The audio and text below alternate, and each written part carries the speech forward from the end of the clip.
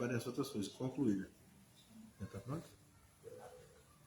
Então, Ué, ao vivo. Você tá...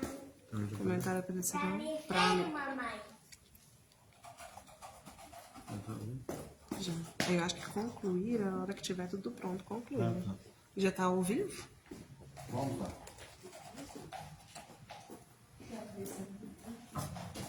Meus irmãos, a paz do Senhor Jesus.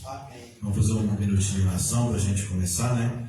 Soberano Deus e eterno Pai, muito obrigado por esses minutos. Nós estamos aqui na tua casa, na tua presença.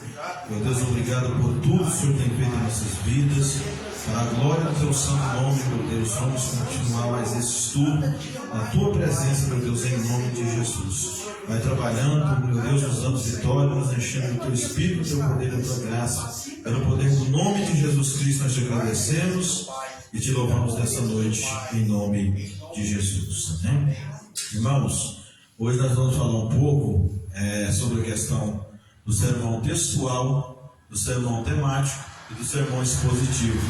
Tem muitas pessoas, às vezes, que têm dificuldade de concluir no texto ou pregar o texto, né? Mas, porém, nós devemos trabalhar dessas formas que eu vou estar colocando aqui para os irmãos. Primeiramente, o sermão textual, os irmãos já sabem o que é. É um sermão que você trabalha em cima de um texto. Ou seja, o Salmo 23. O Senhor é meu pastor, nada me faltará. Deitar-me faz ver espaço, que me moçamente as águas tranquilo. Você vai trabalhar apontando cada parágrafo desse salmo, né? Ou às vezes até o livro inteiro, o versículo inteiro, né? Os versículos inteiros. Então, você vai abordar o tema ali, né? Daqueles por parágrafos. Primeiramente, o Senhor é meu pastor, nada me faltará, um parágrafo. Deitar-me faz verdes pastos, guia-me mansamente as águas tranquilas, 2 parágrafos. E você vai trabalhar o texto dessa forma. Esse é o sermão textual, o nosso primeiro sermão aqui. Aí, você vai dar indicativas sobre o que o texto quer dizer. Sempre lembrando que um pregador, ele tem que ler o texto, tem que estar familiarizado com o texto, tem que ler o texto, explicar o texto e depois aplicar o texto na igreja. Como funciona isso, irmão Gilmar? Eu digo, o Senhor é meu pastor, nada me faltará, né? Li o texto. Irmão, nessa época que Davi estava falando que o Senhor era o seu pastor, estou explicando o texto, né? Falando sobre a Bíblia, a história de Davi, no tempo que ele falou que o Senhor era o seu pastor. Aí eu posso pegar palavras, pesquisar sobre palavras hebraicas, por exemplo, que ali fala meu pastor, a palavra meu em hebraica significa íntimo, próximo. Então eu posso pegar esses detalhes, né, e formular na minha pregação. Veja bem, e aí depois que eu falar que o Senhor é o pastor íntimo de Davi, que ele é o Senhor que Davi estava querendo trazer na sua exaltação, eu vou aplicar o texto. O que é aplicar o texto? Eu vou dizer, talvez esteja te faltando alguma coisa na sua casa, mas lembre-se que o Senhor é o seu pastor, e Ele vai te levantar, Ele vai te conduzir, né? Eu estou aplicando o texto na igreja. Então, primeiro eu leio o texto, falo da história do texto, e depois eu aplico o texto na igreja, né? Versículo por versículo, tá? Esse é o sermão textual. Então, ele é um texto. Você não vai para outros lugares da Bíblia. Você pode até ir, não tem importância. Não é preciso você ficar sempre naquele mesmo versículo. Mas, porém, você tem que trabalhar o sermão textual de acordo com o que ele é, apontando parágrafos no texto. Então, é dessa forma que eu estou falando para os irmãos aqui. Quando você continua, você vai lá, deitar-me faz verdes pastos, guia-me mansamente as águas tranquilas, né? Aí Davi está pedindo, estou explicando o texto. Primeiro eu li e estou explicando. Davi está pedindo para Deus conduzir ele a águas tranquilas. Na época, o pastor usava as fontes mais tranquilas, para que suas ovelhas pudessem beber água, né? Porque a ovelha é algo muito esperto, gosta de correr. Então você vai explicar a história cultural da época, né? E depois, E depois, talvez você esteja com a sua alma cansada, com a sua alma atribulada, mas Deus pode te guiar à fonte de águas tranquilas. Então você está aplicando o texto. Deu para pegar aí? Deu para entender? Então, é muito simples você trabalhar uma pregação. Mas às vezes a ansiedade, né, irmã? Às vezes a ansiedade faz a pessoa errar tudo. Não é assim? Então, o sermão textual ele é muito simples, que você pode aplicar dessa forma. Então, deu para entender o que é o sermão textual? Para a gente não perder muito tempo. Veja bem. E o sermão temático? Isso aqui é melhor um pouquinho. Para quem, eu mesmo gosto de pregar muito sermão temático, para quem está aprendendo, para quem está sempre na moda do outro, não tem muita familiaridade com a Bíblia, o sermão temático ele é melhor. Né? Veja bem. O que é o sermão temático? É quando vocês têm um tema. Por exemplo, eu vou pregar na igreja do irmão aqui. Aí o irmão vai falar para mim assim: na minha igreja,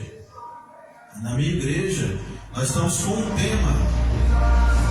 Nós estamos com um tema derrubando muralhas.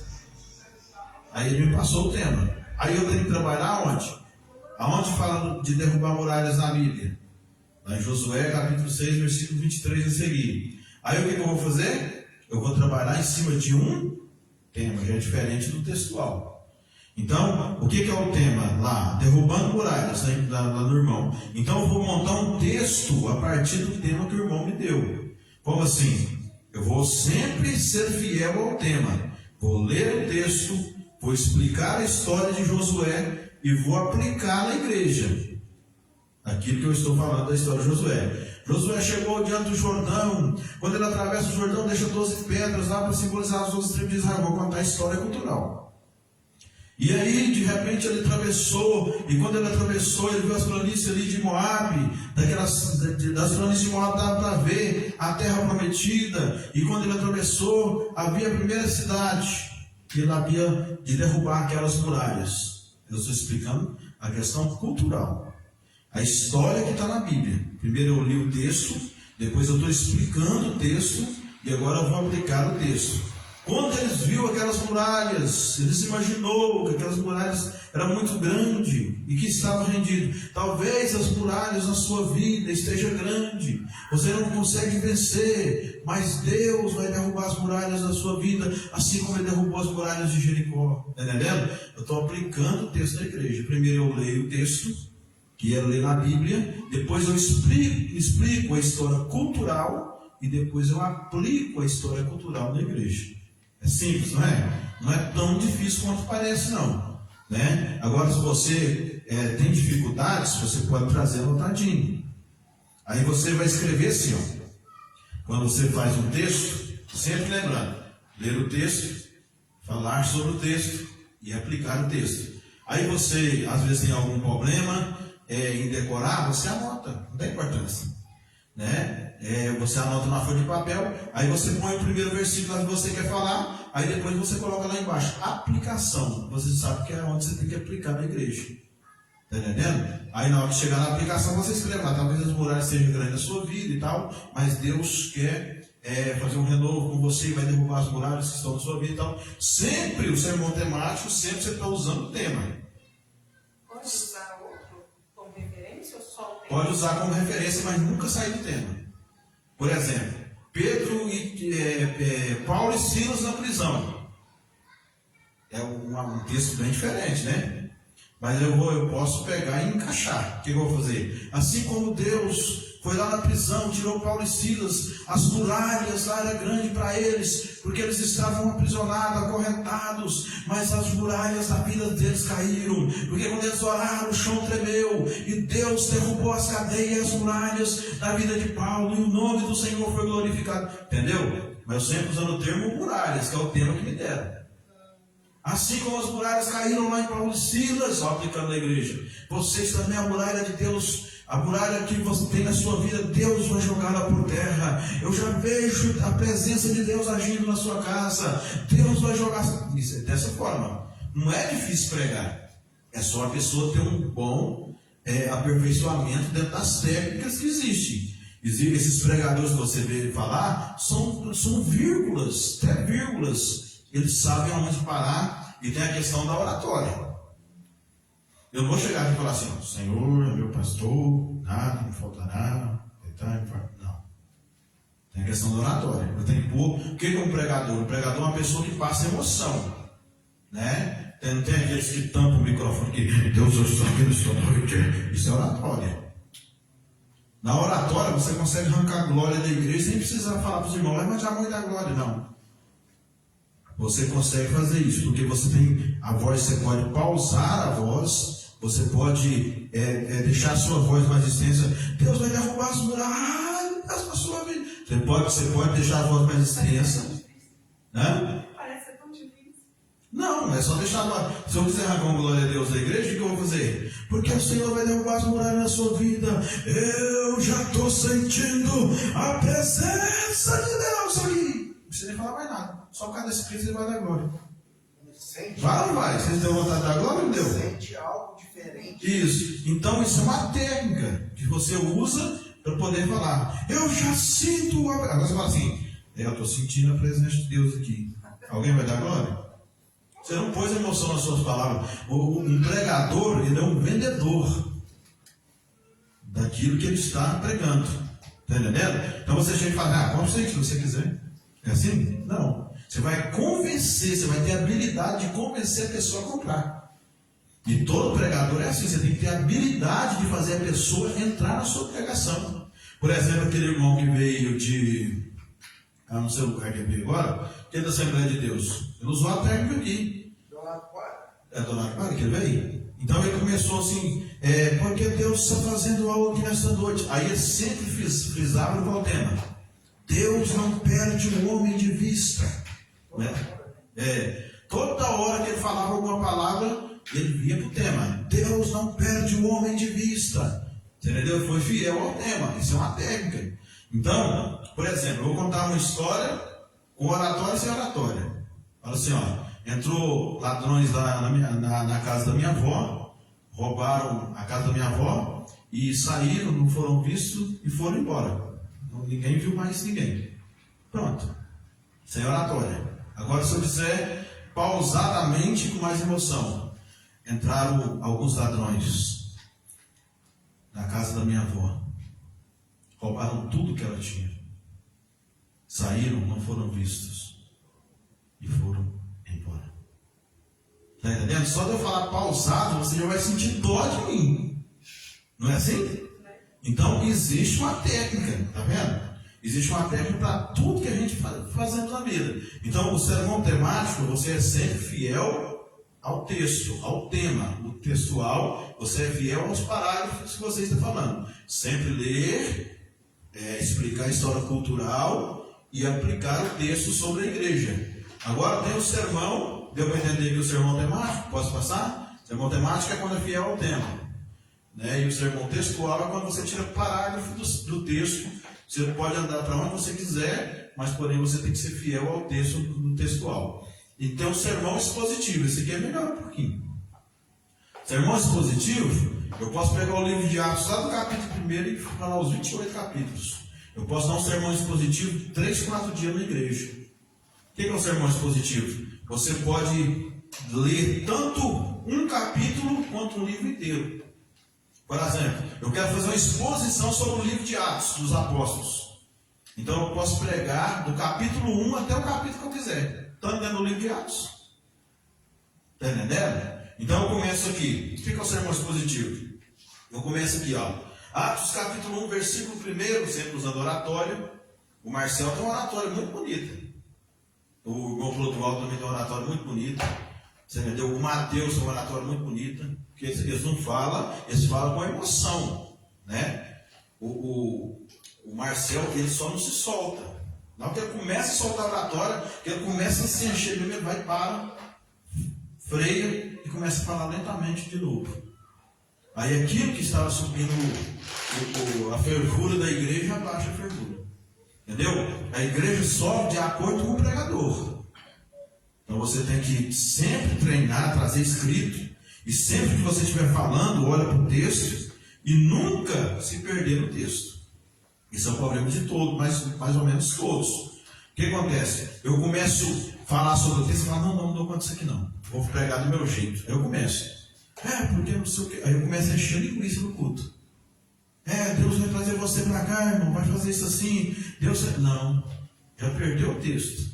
Você tem que voltar para o texto, olha para o texto, o que é que você escreveu, respira e continua. Porque a Bíblia está nos dizendo aqui, sempre contando uma história. Eu já expliquei isso aqui, pregador, ele é um contador de história. A Bíblia está nos dizendo, só falando assim, você já vai falar assim, nossa, eu quero escutar, o que a Bíblia está dizendo? Você tem que convencer a pessoa. Porque na maioria esmagadora das vezes, a Bíblia está nos relatando, veja aqui no versículo tal. A pessoa já vai falar, meu Deus do céu, desembolado, vai falar. Não é assim? Agora tem pessoa que tem medo de usar essas táticas, né? Não é pecado, irmão, você aprender a falar bonito, pregar bonito, desenvolver o texto, isso é tática. Pregador não é dom, pregador é esforço. É ler muito, conhecer muito acerca da Bíblia, conhecer livros da Bíblia, livros culturais.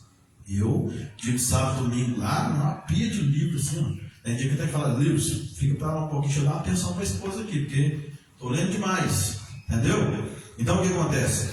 Um pregador é preciso conhecer muitas coisas. Por exemplo, se você pega um texto lá de Corinto, eu estava falando sobre o sermão expositivo, né? O sermão expositivo é o seguinte: você vai fazer uma exposição de um livro. Vamos supor, o livro de Atos dos Apóstolos. Aí você começa lá no Atos capítulo 1, que fala sobre a ida do Senhor ao céu, e ele foi recebido em cima, e estava 2 anjos do lado daqueles varões, e disse: varões galileus, porque estão olhando para cima, o mesmo Jesus que viu subir. Você tem que conhecer o texto para você divulgar. Verá descer novamente, tal, com poder e grande glória e tal. No capítulo 2 é o derramamento do Espírito. Eu falei no capítulo 2, Deus derramou do seu Espírito sobre o seu... Eu estou falando dentro do livro de Atos. Um dia eu fiz isso aqui, eu preguei até o capítulo 4. E aí, no capítulo 3, e fala assim: e assim que o Espírito foi derramado em Atos 2, Pedro, agora cheio do Espírito Santo, vai orar no templo. Aí você pesquisa a história da oração, como era, você entendeu? Aí o pregador ele precisa arrumar argumentos, você entendeu? Por isso que o pregador não tem argumento, ele fica toda hora assim, olhando para o relógio. Agora o pregador que tem argumento, ele fica 3 dias pregando. Eu falo de 2 horas tranquilo. Você entendeu? Por quê? Porque tem argumento, eu li a argumentação. Então, a garganta hoje está terrível. Então, o que acontece? No sermão expositivo, eles sobem, você já está no capítulo 3, até o... fugiu da mente agora, até o Beit Hamikdash, a casa sagrada, para poder orar. Então, quando eles sobem para orar, eles já estão cheios do Espírito Santo. E ali aparece um homem querendo uma esmola, não é assim? Aí você vai pregar sobre aquilo. Quando você prega sobre aquilo,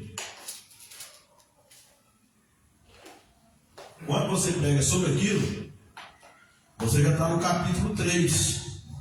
Aí depois vem o capítulo 4, né? Que é a primeira igreja, ali a primeira comunidade cristã que foi criada ali em Atos 2. Você vai ver os irmãos vendiam suas propriedades. Teve até um Barnabé lá que vendeu uma fazenda de legumes e deu dinheiro aos pés dos apóstolos e tal. Você vai pregando sobre isso. E falei agora no capítulo 5, Ananias e Safira, quando vai fazer sua primeira oferta, eles venderam terreno e tal. Você já está no capítulo 5. No capítulo 6, 7 e 8 fala sobre Estevão e a conversão de Saulo de Tarso. No capítulo 9 fala sobre Paulo no caminho de Damasco. No capítulo 10 fala de Pedro na casa de Cornélio. Mas aí tem muito detalhe para você explicar. Eu estou passando assim rapidamente, porque se eu for pregar no livro de Atos mesmo, com tanto detalhe cultural que tem, dá para fazer isso aí em 1 semana, 2 semanas, está entendendo? Então, tem muito detalhe cultural. Então, deu para entender o que é o sermão expositivo? É um sermão que você pega no primeiro capítulo, você pode expor um livro inteiro. Sendo nós estamos no livro de Atos, né? Sendo o livro de Atos, você pode pôr o sermão inteiro. Amém? Puxa aqui, irmão, põe mais para lá, por favor. Imagina agora. Vai imaginar ainda.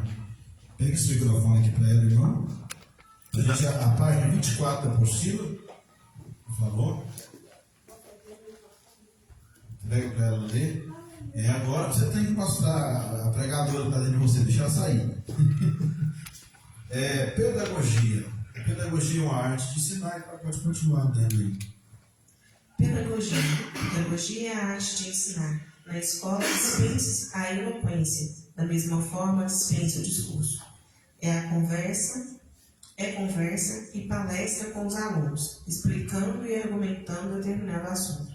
O professor não pode apenas ficar lendo a lição, deve ler apenas os tópicos e as divisões. Ler cansa e torna monótona a aula. Deve ler em casa no mínimo 10 vezes, fazer resumo e apontamentos. E no final extrair a preleção e falar olhando para dentro dos olhos de cada um. Muitos não possuem o dom pedagógico, ficam somente lendo e desgaindo o assunto da lição. Esses devem ceder a classe para os outros. Não é vergonha ou ridículo um obreiro graduado ministerialmente ficar no banco contemplando e aprendendo com aquele que possui o dom. Deus concede a quem quer. Contudo, vale mais a santidade e a experiência. Deve conseguir vários recursos didáticos, como quadro, gravuras, mapas, globos, giz, vídeos, cartazes, painéis, faixas, literaturas e etc. O professor, a lição e o tempo. O professor deve ser o exemplo, deve ser o melhor, deve ter postura, fará explícito, não fixar os olhos apenas para um lado da classe ou de alguns alunos. Deve eliminar os vícios da fala, né e tá, por exemplo. Deve levantar a cabeça, olhar na revista ou na preleção apenas de relâmpago. E, em poucos segundos, sem que a classe perceba que esteja lendo, deve dividir, sem que a classe perceba que esteja lendo. Deve dividir o tempo com os tópicos da lição. Deve fazer a previsão em casa e pode até marcar o horário da lição. Tem professor que desvia tanto o assunto, perde as rédeas e ocupa o tempo em apenas um dos quatro tópicos e ainda, para justificar a sua falta de didática, joga a culpa no Espírito Santo e põe defeito no escrito comentarista. Ignorância. O professor deve cronometrar o tempo com lição. Pode e deve fazer a cada 3 ou 5 minutos uma pergunta dentro da lição. A pergunta força o diálogo e a participação dos alunos. Devem se preparar e cronometradas para um tempo de 30 minutos, onde o professor lerá apenas a cabeça dos assuntos e depois de estudar em casa com as concordâncias bíblicas, na classe fará a explanação olho a olho e sempre em tom de conversação. Em uma via ou cópia do material tem que ser preparado para o aluno. Nessa aula deve ser aproveitada a didática do professor circular e irmãos mais idosos na fé. Devem-se sempre evitar casos e risos. Isso, vai parar por aí. Os irmãos deu para entender um pouco o que é uma pessoa que ensina, né? Ela sempre está falando de ensinamento e sobre a questão dos dons espirituais ali, né? Tem uns dons é chamado para evangelistas, para pastores, para mestres, né? Para ensinar a igreja com bom convívio da obra de Deus. Mas, porém, o que acontece hoje em dia é que muitas pessoas, de certa forma, eles não querem estudar, né? Assim como a irmã Janaína é professora, ela deve estudar para poder orientar melhor seus alunos. Então, se você quer ser um pregador, o que você tem que fazer? Curso de teologia. Tem que estudar matérias teológicas, porque só desse pequeno ensaio que eu fiz aqui, Isso aqui é só a ponta do iceberg, já deu para aprender muita coisa. Né? Que a gente às vezes faz errado na igreja, mas já deu para aprender muita coisa. Então, por exemplo, uma coisa que eu vejo aqui que não segue a ordem cronológica, ou seja, a liturgia. O que é a liturgia, irmão Clodoaldo? O segmento do culto. A liturgia do culto. O que é a liturgia do culto? A gente vê a divergência de igreja para igreja. Por exemplo, tem igreja que a palavra é 20 minutos, meia hora. Né? Tem igreja que é 1 hora, 40 minutos. Então você vai depender do pastor quanto ele gosta de Bíblia. Então, na verdade, você vai observar também, nessa questão da formulação que eu estava falando da liturgia, o que acontece? A liturgia do culto é o segmento do culto. É como o culto ele é conduzido. Por exemplo, aqui eu vejo algo aqui que é errado de princípio, no começo. Primeiramente, os irmãos chegam na igreja, né? O que eu fiz aqui? Primeiro eu fiz uma oração para começar a live, né? Começar a ensinar. E aí apresentei Deus, aquele ensinamento e tal. Aí aqui já faz diferente. Aí os irmãos levantam para dirigir o culto, o que eles fazem? Abram as suas Bíblias. É uma coisa simples, mas porém didática. Abra as suas Bíblias, não ficar rindo toda hora também. Uma pessoa que está aqui na frente tem que passar uma portabilidade séria, né? Não é ficar toda hora descontraindo. Você pode descontrair, mas não é ficar toda hora dando risada, porque tem as pessoas mais velhos, mais antigos da igreja, que às vezes podem achar ruim. Então, veja bem, eles vão, aqui eles fazem primeiro assim, eles lêem primeiro a Bíblia. Aí se eu estiver orando, eu tenho que levantar para minha reverência à palavra de Deus. Já cortou a minha oração. Tá? Aí estou lá orando. Aí de repente fala, vamos ler a irmã, inicia aqui, vamos ler a Bíblia. Aí começa a ler lá. Você não é pastor, não. A gente tem que levantar, esperar a irmã ler. Aí depois que eles leem a palavra, eles falam, agora vamos orar. Fez o contrário, tá vendo? Devia ter orado primeiro, depois ler a palavra e depois abrir as oportunidades. Está entendendo? Porque a partir da hora que você lê a palavra, o culto está em aberto. Né? Nós já lemos a palavra, já invocamos o poder de cima. Né? Que a gente está, quando você lê a palavra, você está invocando o poder de cima para poder abrir, né, uma cerimônia de adoração. Então, eles fazem o contrário. Primeiro eles lêem a palavra, depois fazem a oração. Aí o que acontece? Eu sempre levanto, vocês já me observaram. Eu sempre levanto, leio a palavra, depois aí vamos orar. E eu volto a orar de novo.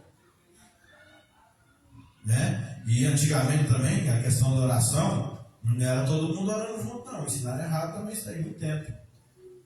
Por exemplo, se eu falo assim, glória a Deus, Deus é soberano e perfeito, o que o Clodoaldo tem que falar? Amém. Nós somos o corpo de Cristo. A oração tem que concordar uma com a outra.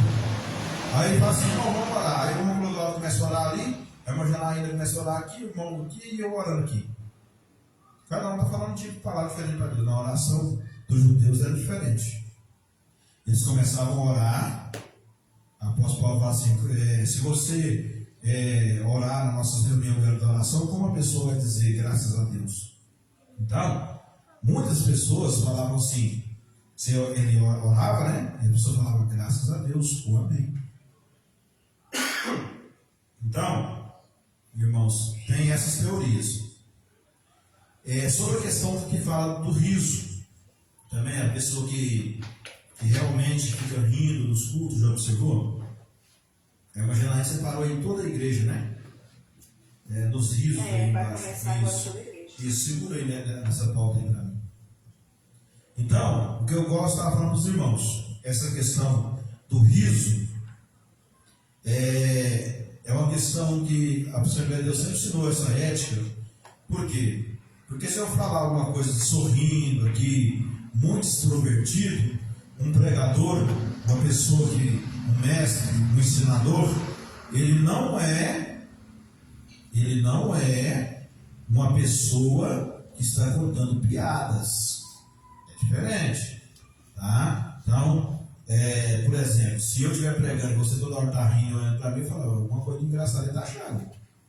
Não é assim? Já desconcentra. Isso, desconcentra, porque você vai pensar, o que o irmão está rindo? Não é só questão do risco. Telefone também, às vezes. Telefone. Às vezes fica mexendo no celular. Deixa Isso. a gente muito desconcentrado. Então, tem muitas pessoas que desconcentram. Na pregação, a gente tem que ter uma questão moral, né? Uma questão que a gente vai ler sempre aquela didática que a gente está explanando e não procurar ficar com risos, até não por os irmãos mais novos hoje em dia. Se eu contar uma piada, uma descontração, os irmãos mais novos vão entender. Os mais velhos falam, o que ele está falando? Né? Por que ele está rindo agora? Ele está pregando? Não é assim? Então, existem muitas maneiras de se descontrair dentro da palavra de Deus. Você pode usar alguma... por exemplo, eu não gosto muito da pregação do Cláudio Duarte. Eu acho que ele brinca muito. Né? Ele fala muita coisa. Deus estava de brincadeira aqui, não sei o quê. Eu não acho que dá um corte legal. Tá? Porque quando a gente falar com Deus, veja bem, os judeus, por exemplo, quando eles iam, eles estavam traduzindo a Bíblia, os 70 lá, né, judeus, chamado Septuaginta. A Septuaginta foi traduzida do hebraico para o grego, né, que é a língua que nós temos hoje, depois veio para o português. Então, o nome de Deus em hebraico está lá só o tetragrama, que não tem consoantes, só vogais, não tem vogais, só consoantes. Então está Yud, Rei, Vav, Rei, ou seja, Y, H, W, H. O nome aí colocaram para os maçoretas, para ficar mais fácil, colocaram algumas vogais lá e ficou Javé. Mas o nome de Deus é Yud, Rei, Vav, Rei. Aí, quando eles iam traduzir, aquela Bíblia que eu uso, que sempre é original, ela tem o nome Yud, Rei, Vav, Rei. Quando eles iam traduzir, que eles sabem escrever a história, é porque fez isso, fez aquilo. O nome de Deus eles escondeu. O nome. Só para você ver a reverência. Escondeu o nome de Deus e colocou Adonai, que é Senhor. Então toda vez que você vê na Bíblia Senhor, aí Adonai, né, que é em hebraico, você pode entender que era o tetragrama que aparecia ali. O judeu foi esconder e colocou outro nome, porque fala que nós não somos dignos de pronunciar o nome de Deus. Olha a reverência. Agora veja a diferença nossa para esse povo. Aí o que acontece? Sabe o que eles faziam, irmão Global? Na hora que chegavam que eles iam traduzir na Bíblia, na hora que eles chegavam no Yud, Rei, Vav, Rei, o que eles faziam? Para, todo mundo. Alguém está suado aí? Alguém está cheirando mal? Não. Então vamos ali, vamos nos purificar. Ia lá, tinha umas praias de lavar o corpo, lavava todo o corpo, enxugava, né, que o sacerdote não podia nem suar. Se ele suasse no lugar santo, quando ele estava, ou ele entrasse sujo de qualquer maneira, né? Ou até uns irmãos que gostam de tomar banho, né? E entrasse sujo de qualquer maneira, ou ele suasse, ele era fulminado pela presença de Deus na hora. Então, o que acontece? Deus já a gente falou antes: toma banho, se lave e entre com as roupas sacerdotais. Então, as pessoas, tem muitos pregadores, professores e mestres que acham que o nome de Deus é um nome, uma pregação, vou usar do tomate, não é assim não. O nome de Deus a gente tem que ter reverência quando a gente falar no nome de Deus. Né? Quando a gente pronunciar o nome de Deus, a gente tem que ter reverência. Existe um mandamento dizendo: não tomarás o nome do Senhor teu Deus em vão. Sabe o que significa isso na outra tradução? Significa que não usarás o nome do Senhor teu Deus sem o devido respeito que ele merece. Olha em outra tradução para você ver. Aí a gente fala: não, Deus é meu chegado. Olha aí. Deus é meu colega. Né? Chamando Jesus de você, né? Você é lindo, cantando os hinos, não é assim? Uma autoridade espiritual. Essa não é pouca coisa, é apenas os reis dos reis e Senhor dos senhores. Aquele que criou todo o universo, que até hoje você não descobriu, né, o que existe aí para cima. E a pessoa fala com ele como se estivesse falando com uma pessoa do seu lado. Não tem reverência nenhuma. Então, os judeus nos ensinam como é que é para ter reverência nas coisas de Deus. Então, resumindo aí, está falando que o professor tem que ter tempo para a lição. O professor deve ser exemplo, deve ser melhor, deve ter postura, falar, explicar não fixar os olhos apenas para o lado da classe, mas também para alguns para a classe ou alguns alunos, mas deve eliminar vícios de falar né. Tá vendo? Eu tá vendo, né? Agora tem que a gente falar. Aí eu cheguei, né? Aí eu fui, né? Aí eu voltei, né? Não é assim? Tem que eliminar esses vícios. Por exemplo, a gente tem muitas, quando você estiver pregando, estiver conversando, tudo bem.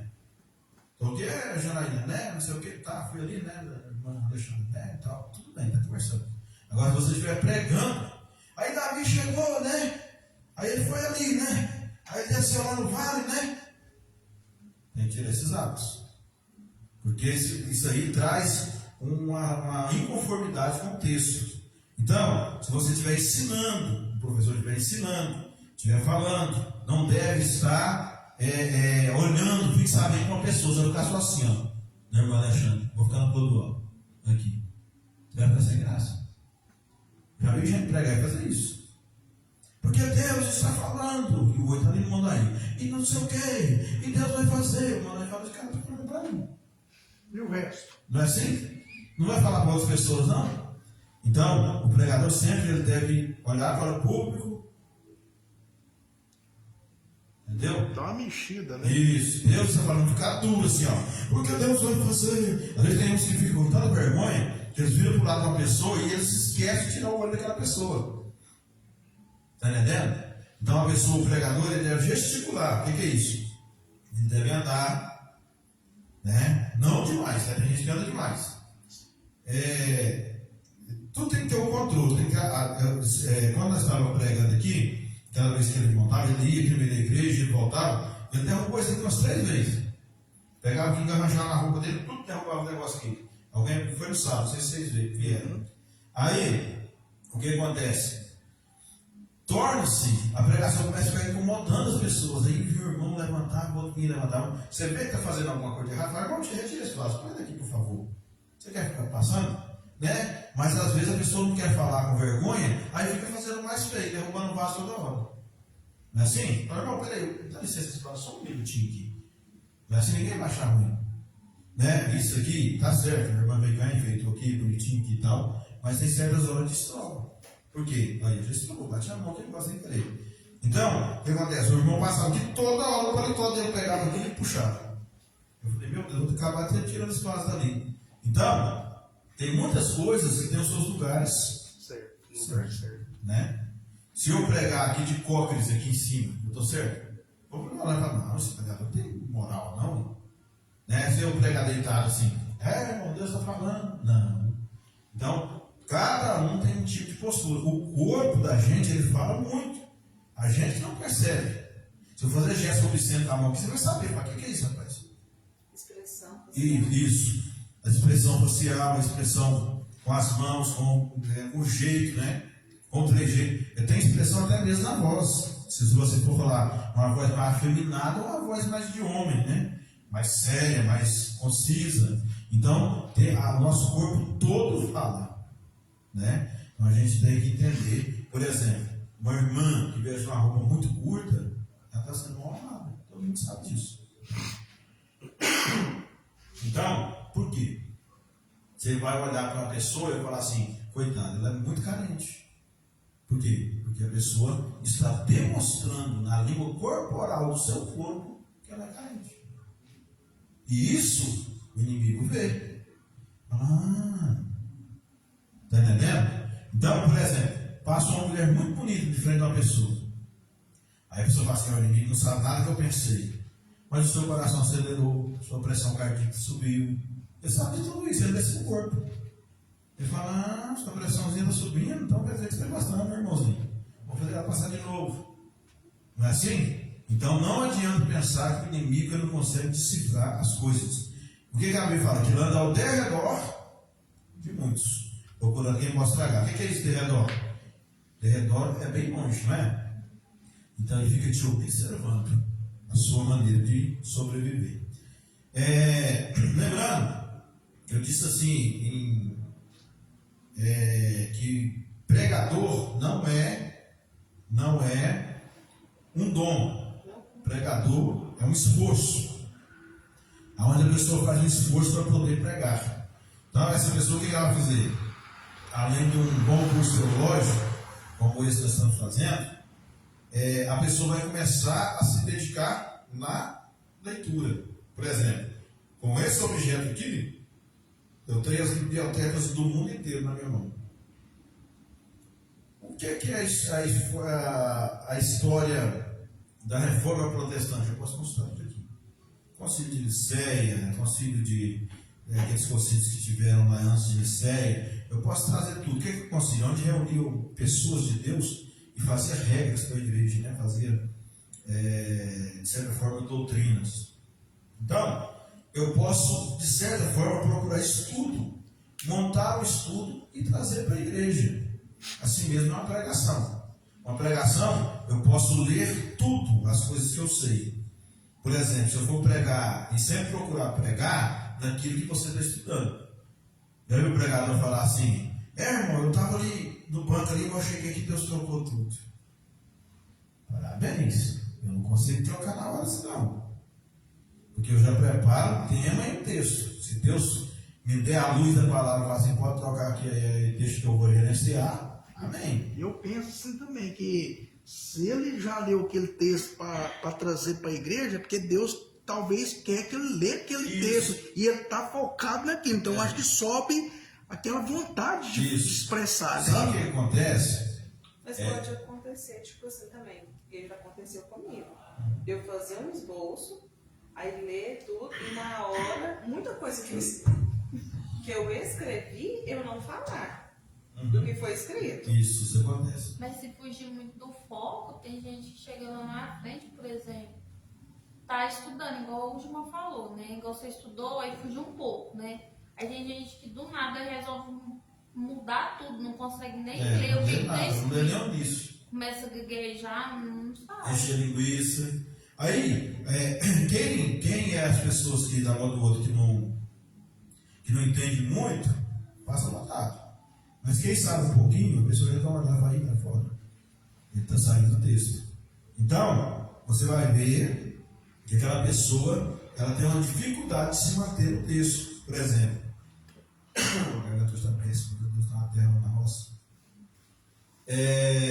por exemplo, um professor, se ele não tiver uma matéria, tem como ele ensinar. O que eu ia falar sobre essa apostila aqui?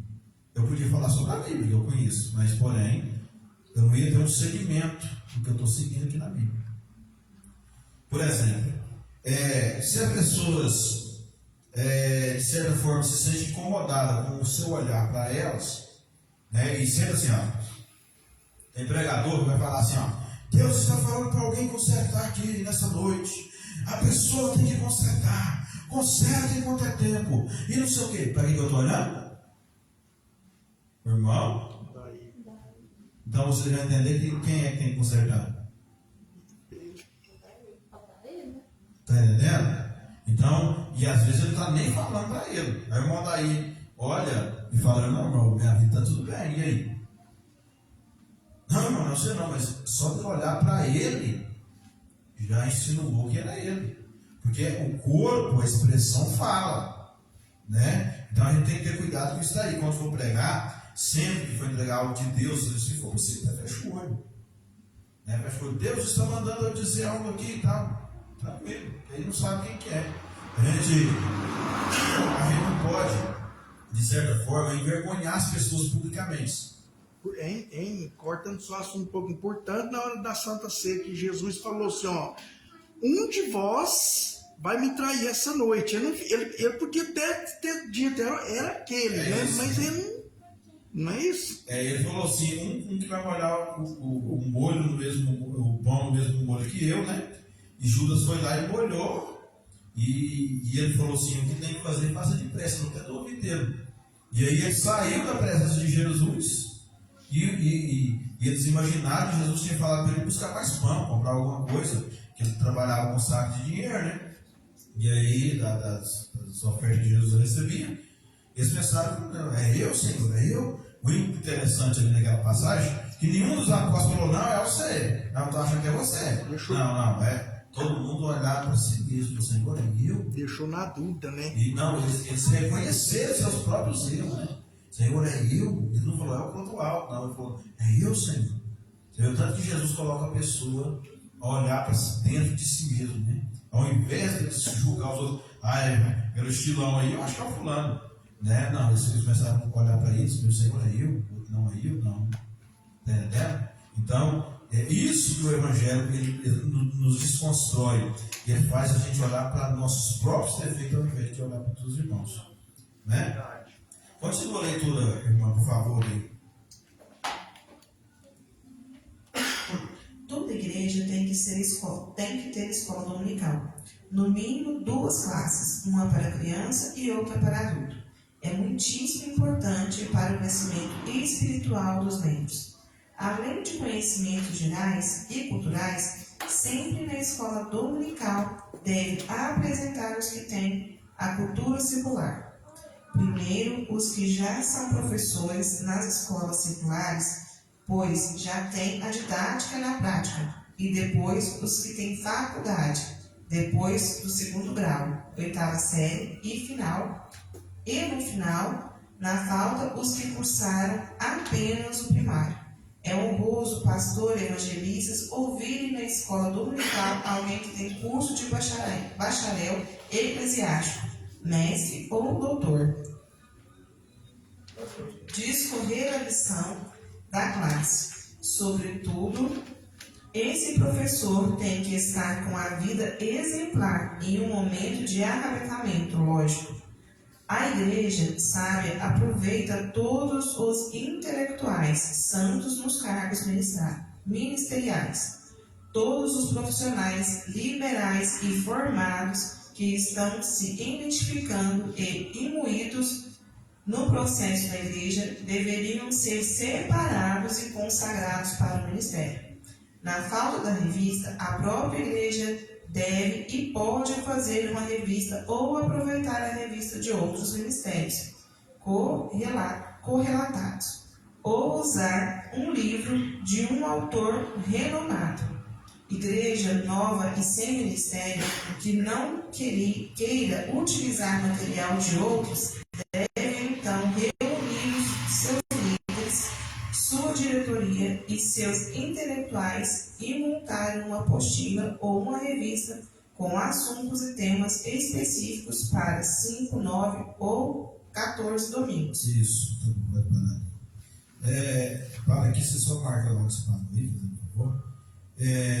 Os irmãos deu para entender aqui o que está falando aqui. Irmãos, na época que tinha diáconos, presbíteros, evangelistas, pastores e mestres, nessas épocas, o que acontecia?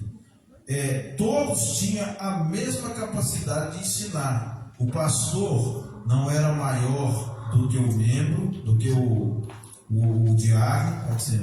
O pastor não era não era maior do que o evangelista. O pastor não era maior do que o diácono, do que o irmão lá da porta. Na igreja primitiva, todos eles intelectualmente sabiam ensinar como se fosse um pastor. Se o pastor faltasse, você podia pegar o porte dele e colocar para ensinar que ele tinha a mesma condição intelectual do pastor.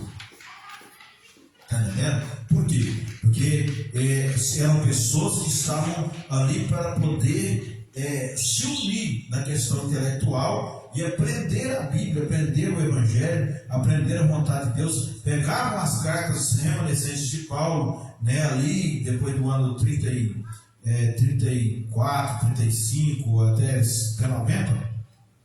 Os apóstolos começaram a escrever cartas sobre o Evangelho de Cristo, como eles viveram. Essas mesmas nós temos aqui. Então, de certa forma, eles começaram a compilar textos sagrados.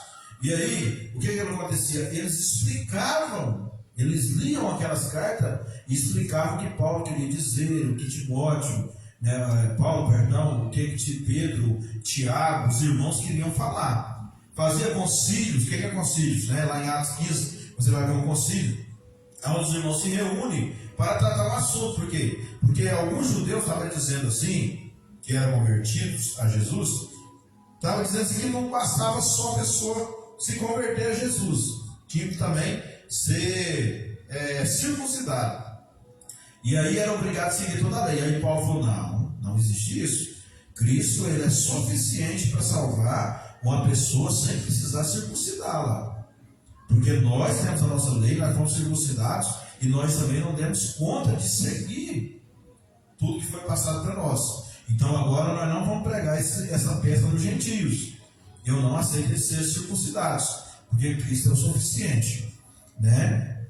E aí reuniu com o concílio de Jerusalém Pedro, Tiago, João, que eram os maiorais da igreja lá, e Paulo e Barnabé. E aí eles se entenderam, falaram, irmãos, Paulo leva na carta aqui, nós demos um aperto de mão, realmente o que foi passado para nós não fazer é não cometer imoralidade sexual, você não sabe o que é imoralidade, todo quanto é tipo de coisa fora do normal, e não comer oferenda a ídolos, que é oferenda, e lá naquelas armoncas gostosas, lá na folia de reis, né, suculentas, né, são oferenda a ídolos, não pode comer. Você chegar numa farofada lá da Iemanjá, né, ou numa encruzilhada lá, tá um frango assado lá, você comer essas coisas. Então, para nós se abster dessas coisas, né? É um conselho, né? Depois o Paulo vai falar melhor sobre isso. Então, o que acontece? Quando eles começavam a de certa forma, falar essas coisas, eles ensinavam a passar para os gentios somente essas coisas. Que era gentio, no caso somos nós, né? Que não eram judeus, mas eram convertidos a Cristo. Então, imoralidade sexual, oferenda a ídolos, animais sufocados, sem ser sangrado. E se a pessoa pegar uma galinha, torcer o pescoço dela e fazer, estou errado. Eu tenho que deixar o sangue dela sair. Se eu pegar um chouriço que tem sangue no meio cozido, está errado. É proibidíssimo para cristão comer sangue. Porque sangue é a alma do animal. Então ele deve ser jogado na terra. Né? Aquele sangue que Deus colocou ali, uma partícula de alma, ele deve ser jogado na terra. Você deve sangrar o animal. O judeu não come uma carne se ela não tiver bastante escorrida, quase branca. Se a gente pega aquela sacolinha de carne para assar, chega lá, está coalhado de sangue por baixo, né? Eles deixam que vai escorrer tudo, para depois a carne ficar até branca, para não comer sangue. Então, nessa questão de alimentação, os judeus não são terríveis. Eles vêm para cá, para o Brasil, para poder preparar uma indústria para vender só lá para eles, e ele tem que fazer oração para comida. A indústria tem que seguir todo o ritual deles, senão eles nem comer, não comem. Um judeu não senta na casa de qualquer pessoa para comer. Por exemplo, você vai ver o exemplo de Daniel, quando ele chegou na Babilônia, que ofereceram o manjar do rei para ele. Ele falou, opa, não constava. Nós não vamos nos contaminar diante de Deus. Lá tinha carne de porco, judeu não come.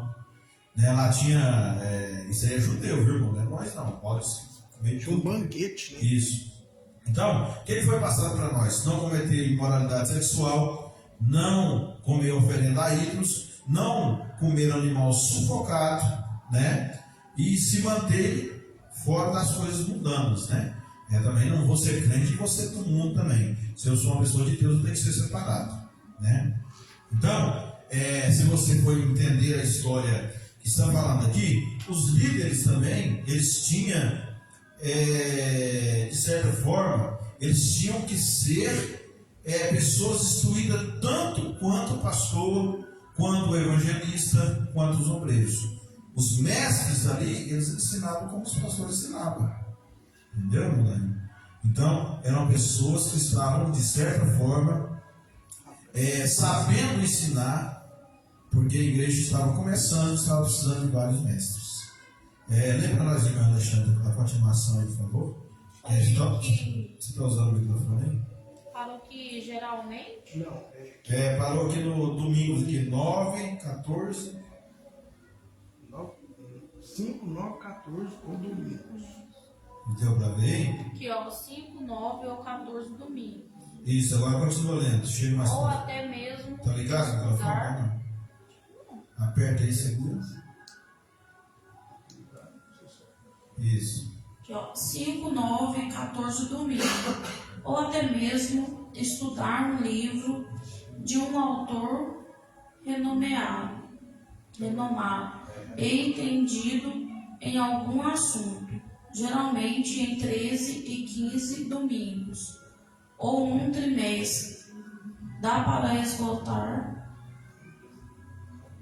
um determinado assunto teológico e sempre formular perguntas com respostas do texto.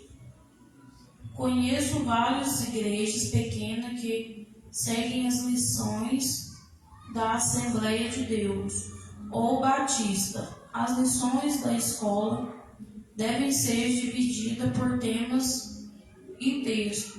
Geralmente é o retrato de um ministério, culto, tanto na esfera espiritual quanto na acadêmica.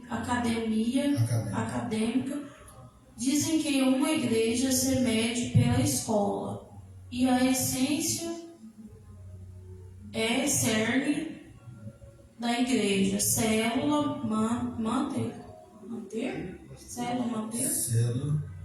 manter só frequenta aqueles que realmente são compromissados com o ministério e com o crescimento espiritual. Quanto às igrejas autônomas ou independentes que ainda não têm um ministério, igrejas localizadas em únicas, essas têm que montar seu próprio material didático e pedagógico para que seja ministrada a aula dominical.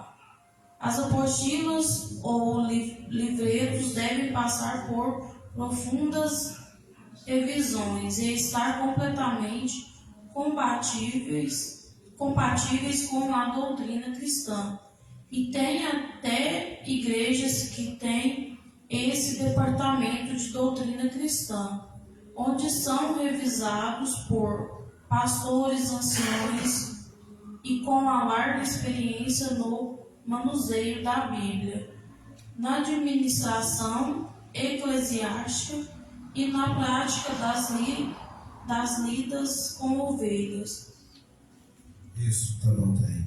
Então, se os irmãos forem entender, a gente já está partindo para o final ali, se os irmãos forem entender, está falando das igrejas menores, que não tem condição de ter, tipo, por exemplo, a Assembleia de Deus, ela tem a EBD, Escola Bíblica Dominical.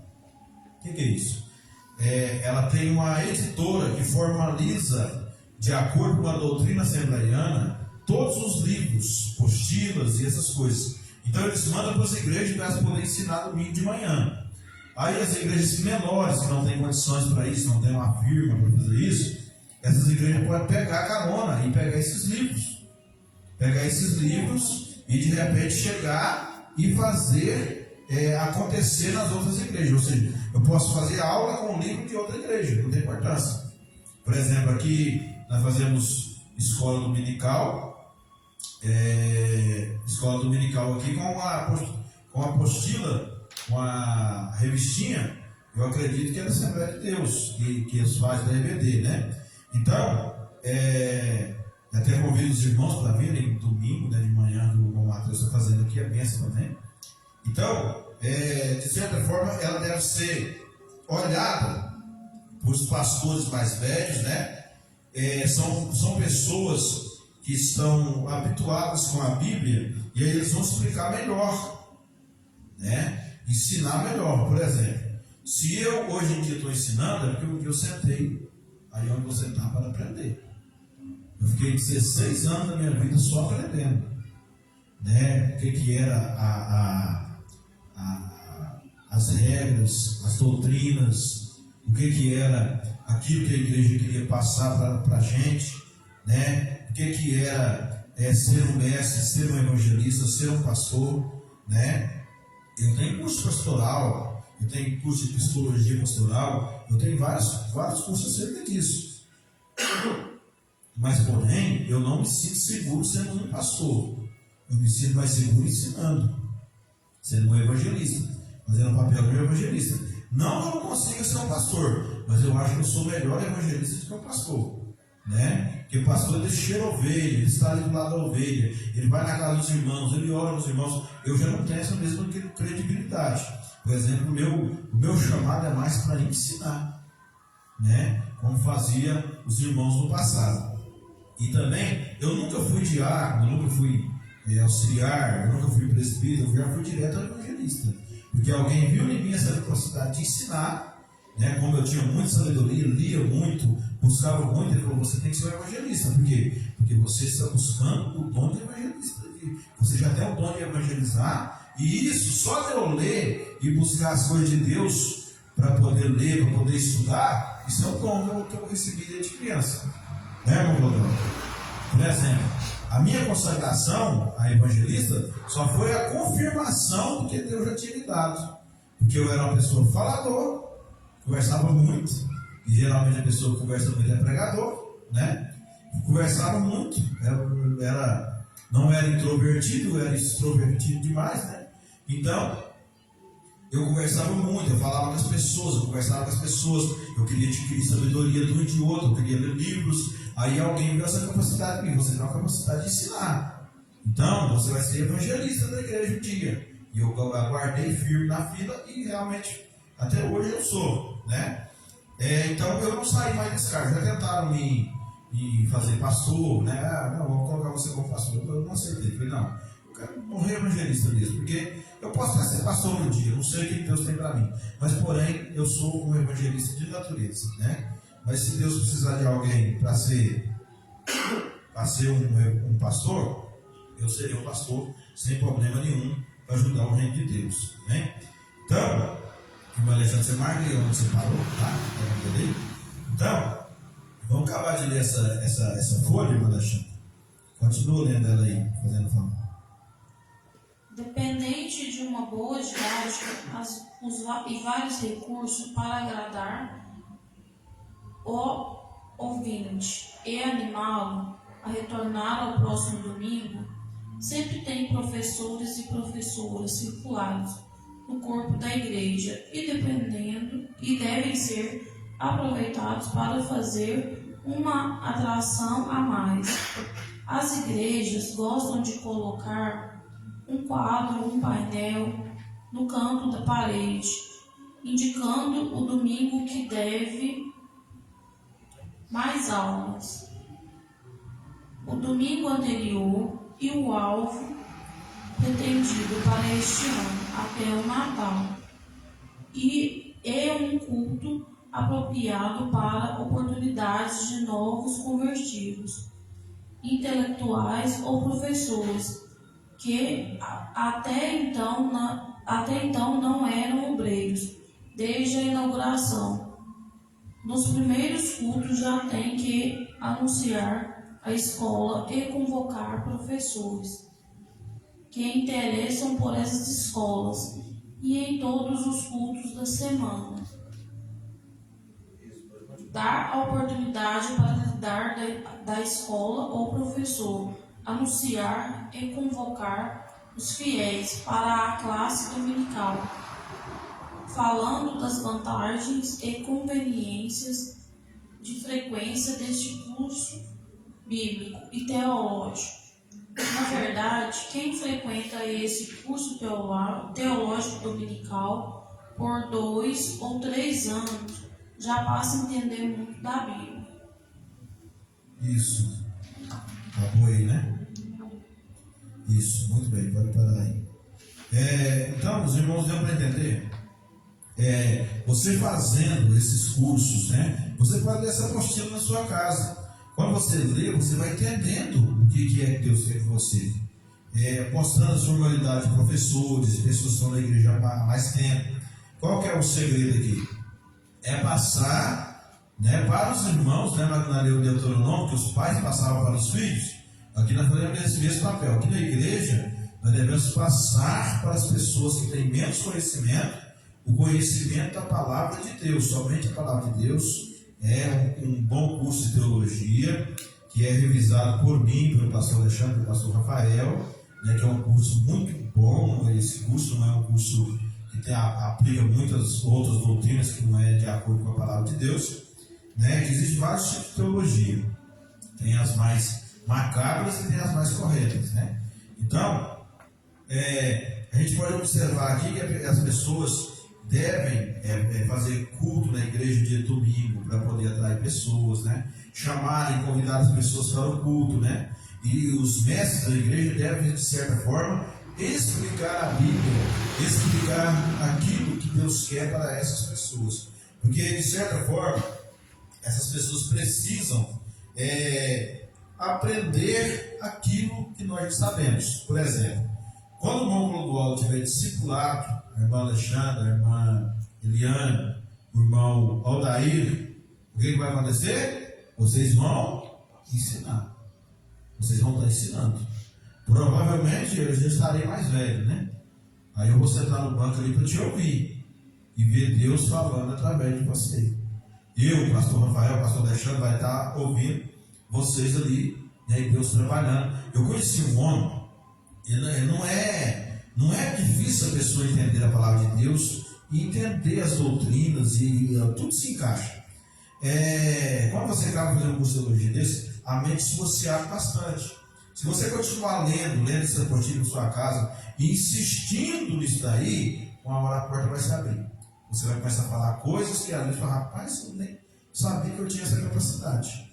Não é assim? Então, veja bem, eu conheci um homem que a primeira vez que ele pegou o microfone na igreja, da Assembleia de Deus, ele estava lá, irmão, estava aqui vendo vocês rezar, falou rezar dentro da igreja, vendo vocês rezar, ele era um novo convertido, chamava Henrique Cacheta, está lá até hoje no Goiás, servo de Deus, pregador daquele da tampa da chaleira voar, por isso eu não tem nada impossível. E ele falou assim, eu estava vendo vocês rezar aqui, eu rezei junto, todo mundo começou a rir dele, né? Aí ele falando e tal, aí o povo tem uma seguradinha e tal, porque ele era um novo convertido, né? Que a gente realmente reza na igreja católica, né? Beleza. O tempo se passou, esse irmão foi estudando teologia, foi estudando a Bíblia, né? O principal é a Bíblia, foi se aprofundando. O que aconteceu com o irmão Henrique Cacheta hoje em dia? Ele é um dos maiores pastores do estado de Goiás, prega com eloquência, prega dentro da palavra de Deus, dentro da homilética, dentro da hermenêutica, da exegese. Então, é um cara que se desenvolveu no trabalho de Deus. Por quê? Porque ele olhou, empenhou, né? Isso. E igual eu sempre digo para os irmãos, um pregador não é um dom. Um pregador é o esforço da pessoa em conhecer a Deus. Ele diz lá em Oséias: conhecemos e prossigamos a conhecer o Senhor. Então, nós nunca vamos saber tudo o que Deus quer falar com a gente. Nós nunca vamos saber tudo o que Deus tem com a gente, melhor dizendo. Mas sempre nós vamos estudando. E eu deixo uma coisa aqui para quem os irmãos que gostam de estudar. Quem estuda, geralmente Deus tem mais planos para ele para frente do que a pessoa que não estuda, não busca, não quer saber, não quer, de certa forma, se dedicar. Está entendendo? Por exemplo, um pregador que estuda e um que não estuda, você vai ver a diferença na hora do falar. Não é assim? Eu posso chegar aqui, por exemplo, a irmã Eliane gosta de cantar. Existe técnica de voz que ela pode usar. Se ela estudar com técnica de voz, né, a voz dela já é afinada, ela vai ficar muito melhor. Ao invés de ela fazer uma coisa boa, ela vai fazer uma coisa excelente. Então, é a excelência que leva. Aí as pessoas, eu estava vendo um pregador falar na internet, estava falando assim sobre essa questão de cantar. Às vezes o irmão chega lá na frente, ele vai cantar, mas por exemplo ele não sabe cantar. Aí as pessoas falam, não, deixa, ele está louvando a Deus. Mas quando Deus separou, não estou dizendo que é irmão, irmão, você sabe cantar, você é afinado até demais. Mas tem pessoas que chegam aqui e começam a destruir o hino da Cassiane, não é assim? Então, não é assim? Tem pessoa que não tem técnica nenhuma para cantar. Aí às vezes, até minha esposa ficou brava comigo esse dia, que eu falei, amor, se você quiser cantar, então pratica. A sua voz não é tão afinada. Então você pratica, faz uma aula de voz e tal, para você pegar o tom seu, aquilo. Porque tem pessoa que ele é terceira voz e ele acha que ele quer fazer primeira. E a terceira voz ela é totalmente desafinada. Ou às vezes ele é segunda voz e ele quer fazer primeira. Eu não entendo nada. Isso. Então, não é assim? Por exemplo, a irmã canta a voz, a gente entende um pouquinho de música, a voz da irmã já é a primeira voz. Não, eu não entendo nada. Sim, mas a irmã, o dia que a irmã canta é a primeira voz. Então, o que acontece? Isso. Aí, o que acontece? Às vezes, tem pessoas que cantam desafinadas a primeira voz, aí você joga para a segunda e encaixou. Aí. Era apenas uma falta de técnica. Era apenas uma falta de técnica. Então, se a pessoa não, de certa forma, ele não sair do comodismo, né? É mesmo assim, é um pregador espiritual. Se ele não sair do comodismo da casa dele para vir aqui receber uma aula teológica como essa, ele nunca vai sair daquele negócio, irmão, Deus está falando, né? Deus está fazendo, né? E ele vai fazer. Hoje o que o Senhor falou comigo, não sei o que, ele vai ficar sempre fora da Bíblia. Ele vai começar a encher isso. Não é assim? Então, se você é um cara que estuda, você vai chegar e vai falar assim, irmãos, não é que querer ser melhor que ninguém, não. É o estudo mesmo que, né? Ensina, né? Ensina. Você fala assim, aí tem as pessoas que falam, não, eu não vou estudar porque eu não sou exaltado, não quero falar bonito, não. Então você está fazendo mais ruim para Deus. Você faz uma casa só com coordenação computadoral, você faz uma casa só com um piso grosso? Tem como. Né? Você não quer colocar um piso bonito? Então para Deus tem que ser de qualquer jeito. Quando nós estávamos no outro ministério, né, lá começou a trazer esse tipo de coisa para nós começar a pegar até o jeito, vamos supor assim, da pessoa começa, antes de começar a louvar, o que ele tem que fazer? Ele tem que começar a fazer algumas coisas na voz da gente, né? Na língua, né? Beber uma água, comer uma maçã, algumas coisas assim, para descontrair mais a língua, para soltar a língua, né? Então, tudo isso aí tem nas aulas, né? Então, isso aqui, ó, é a mesma coisa. Se eu chegar em casa, vamos falar assim, 7 horas eu culto, e vim 10 para 7 e não ler nada, o que eu vou fazer aqui? Eu não estou aprendendo nada. Então, quer dizer, a gente tem que começar desde cedo, da hora que a gente começou, para a gente deslanchando as coisas. Na verdade, o que você está falando é uma verdade muito grande. Todas as pessoas que estão aprendendo esse curso teológico aqui, agora você não está sentindo nada. Você está falando, não, eu estou muito ruim disso aí, mas é o que você acha. Tudo está guardado no seu subconsciente. Na hora que chegar no final, você vai falar assim, que eu perguntar para você, o que é isso? Você vai falar, é isso assim, isso assim. Eu lembro dessa aula, é isso. Se eu lembrar, não, esse nome é isso assim. O irmão Clodoaldo já fala algumas coisas. O pastor Alexandre, já coloquei no grupo algumas coisas, já fala, ô irmão Gilmar, isso assim é assim, isso assim é assim. Entendeu? Por quê? Porque vai ficar no seu subconsciente aquela aula que eu ensinei. É igual você ir para a escola, ele fala assim, leva a letrinha A. Você vai lá e coloca o risquinho e o tracinho, não é assim? Aí você vai fazendo aquilo ali, vai ficando na sua mente. Hoje em dia, você sabe fazer um A? A mão nas costas, né? Faz até com a boca, não é assim? Então o que acontece? Mas quando você pegou a primeira vez na caneta, você pegou assim, tremendo, meio com medo e rabiscando, não foi? Fez aquele ar mais feio, torto, não é assim? Igual o microfone. Isso. Às vezes a pessoa chega com a Mariana falando, com o microfone, né? Tremendo assim, né? Às vezes, o que a pessoa tem muito é ansiedade. Aí já imagina se a pessoa tão ansiosa desse tipo, você dá uma hora para ele pregar. E eu penso assim também, né? Vamos supor, a pessoa, quando está indo para a presença de Deus, todo mundo fica tenso mesmo. A gente sabe que todo mundo fica assim, focado para fazer o melhor para Deus, né? E muitas das vezes tem essa ansiedade, que a pessoa talvez treme, talvez a pessoa embaraia, talvez até onde eu mesmo, eu sou muito de atrapalhar a leitura. Ler, chega aqui para ler, atrapalha tudo. Isso. E outra coisa também, você não pode, irmão Clodoaldo, preparar um texto, você pode ler. Tipo aqui eu estou lendo, ó, a lição sobre tudo, esse professor e tal, pode ler aqui normal, não tem importância não. Entendeu? A gente fala assim, não, eu não vou chegar aqui pensando, não entender que eu estou lendo. Não, eu leio o texto. Olha o que ele diz aqui no capítulo 5, irmão. A Bíblia está dizendo que eu estou tranquilo, entendeu? Não precisa ficar às vezes você fez uma escrita e você fica com medo de ler ela na frente da igreja. Não, se você preparou, aquilo ali está na sua cabeça, é a sua pregação. Então você pode ler na frente da igreja, não tem importância. E é bom sim, que até para a pessoa ver se realmente aquilo está na Bíblia mesmo, para a pessoa gravar mais aquilo na mente, né? Eu sou assim, eu vou lendo, vou gravando. Isso, vai gravando na mente e vai falando, mas sempre que você vê que está errado, você olha para a escrita e continua fazendo a escrita, lendo a escrita, né? Então, o que nós estamos falando? Se você tem um texto, por exemplo, esse dia você pregando, você voltou atrás e foi no texto, falou assim, olha, aqui ó, o texto está dizendo assim, lá foi mal. Por quê? Porque você viu que às vezes se perdeu ali, você voltou lá no texto e falou assim, aqui ó, o versículo está dizendo assim, ó, e continuou lendo. Só que você lê aqui, ó, vamos supor aqui, ó, pregando, não é necessariamente eu só falar com a igreja, não. Geralmente eu não posso falar aplicando a palavra. Não só não só a aplicação, eu posso ler também.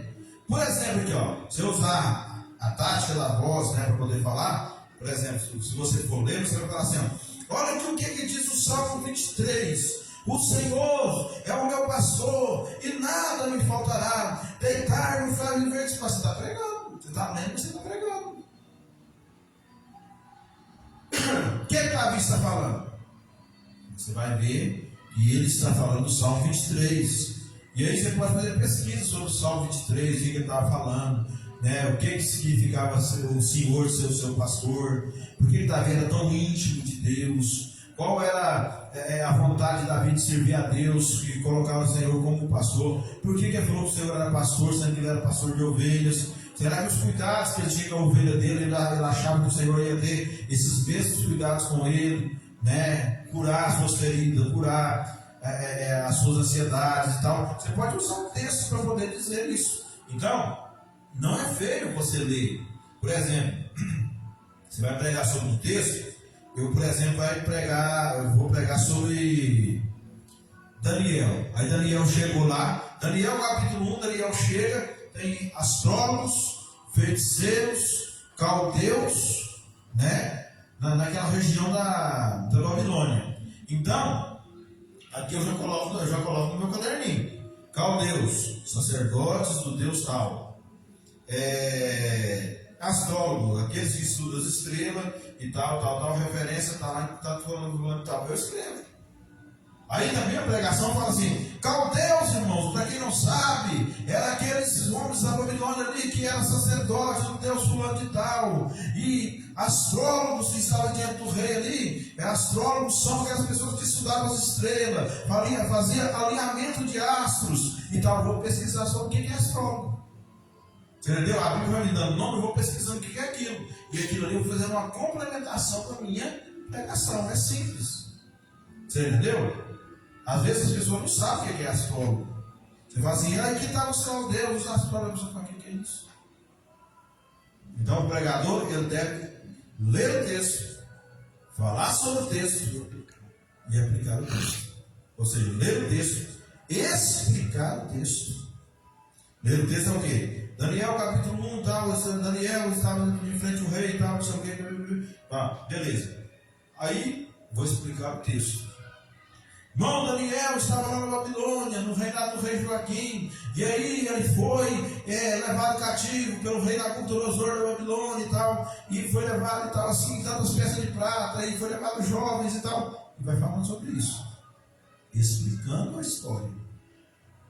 Depois você acaba de explicar a história, aí você vai aplicar. E Daniel estava sendo destacando, né? Além dos outros. Isso. Então, tá vendo aí? Você já vai caçando mais história.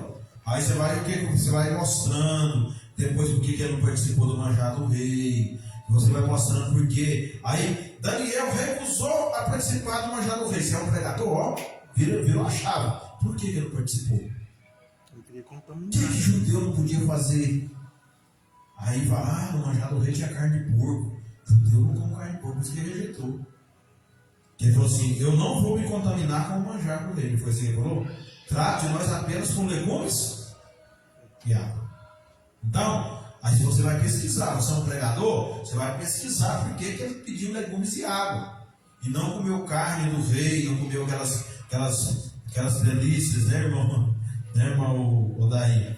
Então, você é um pregador, aí você vai pesquisar ali no texto, né, pegar seu celular lá no Google, pesquisar o que está acontecendo, vai em livros, entender. Existe hoje comentários bíblicos, versículo por versículo. Você pega aquele que eu te digo, é um comentário. Você pega aquele comentário lá, vai lá no livro de Daniel, né, que lá é só de João e Marcos, né? Eu acho que é. Aí, eu acho que é de Mateus e Marcos, tá? Aí você vai lá em casa, se tu tiver no livro de Mateus e Marcos, você vai comentar para você versículo por versículo. E aquilo ali te dá um histórico grande, né, daquilo que você quer pregar. Se você não ler os comentários bíblicos ali, você vai entender por quê. Você vai dizer aqui no culto, irmão, porque no comentário bíblico, lá de Marcos, capítulo 7, está dizendo assim, assim, assim, assado, porque aquele povo naquela época e tal. Você está explicando o comentário bíblico. O que um pregador faz? Ele usa de argumentação das coisas. Então, não é tão complicado do jeito que vocês pensam. É só uma questão de dedicação mesmo. A pessoa dedicar mais tempo, né, ter as ferramentas certas na mão. Tem como eu cortar um fio com a cegueta? O que eu tenho que ter? Um alicate, né? Um alicate, não é? Um alicate é melhor que uma cegueta, não é? Então eu tenho que ter a ferramenta certa para poder pregar. Se tiver os comentários certos, tiver as coisas certas para me montar no mesmo bolsinho, né? Montar o teminha lá. Sempre o pregador que está começando, ele deve montar o tema, né? Não ficar sempre pensando, não, chega lá eu lembro de tudo, não. Isso aí é furado. Tem que ir lá, montar o teminha certinho, a explicação. Se for possível, você até escreve o que, é que você está falando. O que, é que você vai falar? A minha esposa, ela estava pregando, né? Aí eu chegava lá em casa, não me desce não. Aí escrevi uma folha todinha. Não me desce não. Aí pegava a folha para gastar e jogava fora. Eu falei, meu Deus, quantas folhas que ela vai escrever? Eu falei, vou dar uma notinha, né? Eu cheguei lá e falei, você quer falar sobre o quê?